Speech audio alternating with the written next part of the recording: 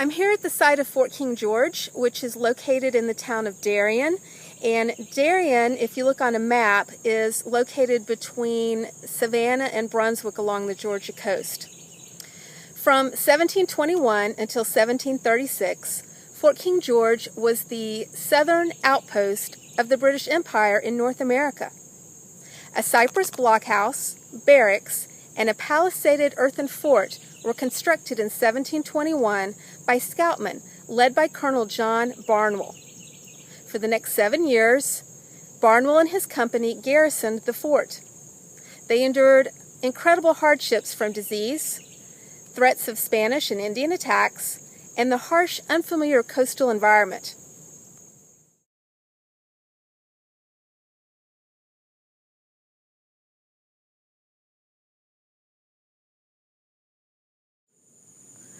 What you are viewing is an authentic replication of the original.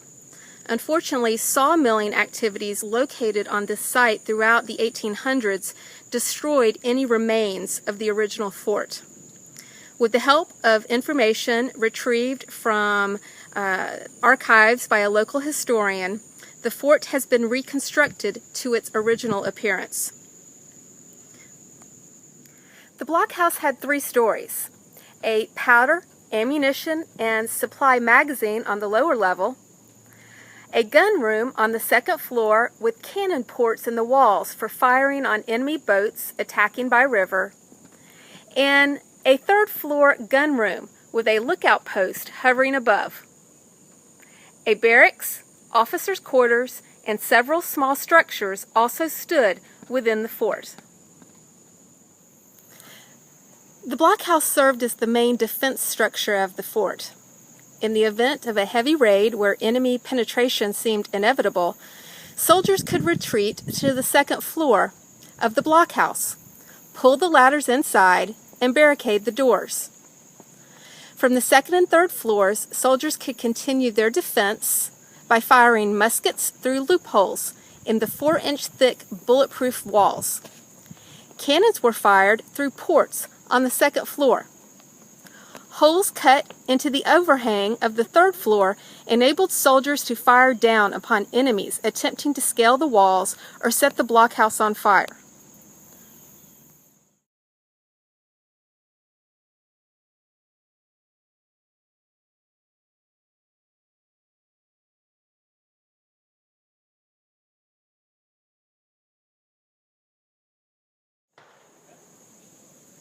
A good system of observation was essential. In addition to the lookout windows atop the blockhouse, 4 sentry boxes were strategically placed on each corner of the fort.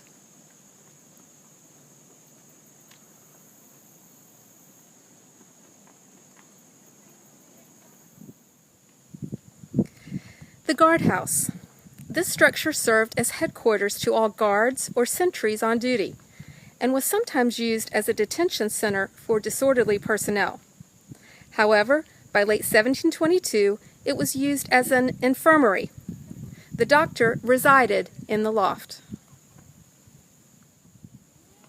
These sheds with bark roofs and siding were temporary housing for the scouts and slaves that helped build the fort in the summer of 1721.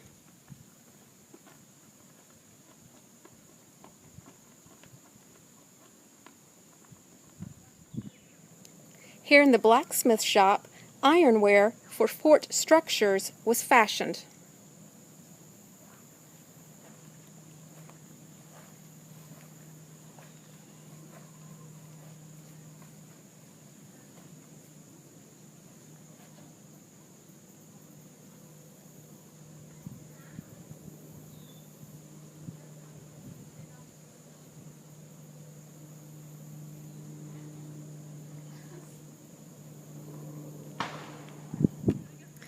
This building was designed to accommodate the privates who slept in crowded bunks.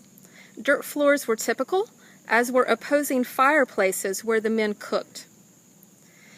A variety of food was stored on mantels: salted beef and pork, sea biscuits, and peas or other dried beans were staples of the common soldier's diet in the 1700s.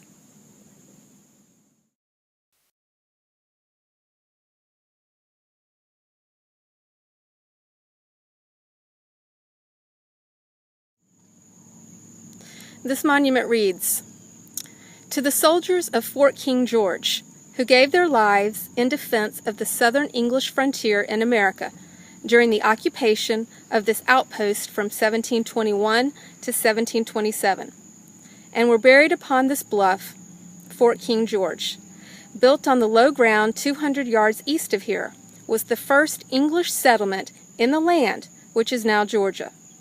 More than 140 British soldiers lost their lives in this first planned effort to hold the old Southeast for English-speaking people."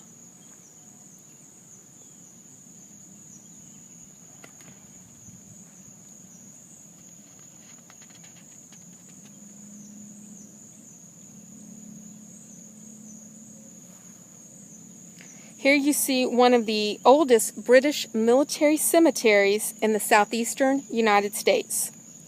It contains 65 graves, including 15 marked as the final resting place of British soldiers who once served at the fort.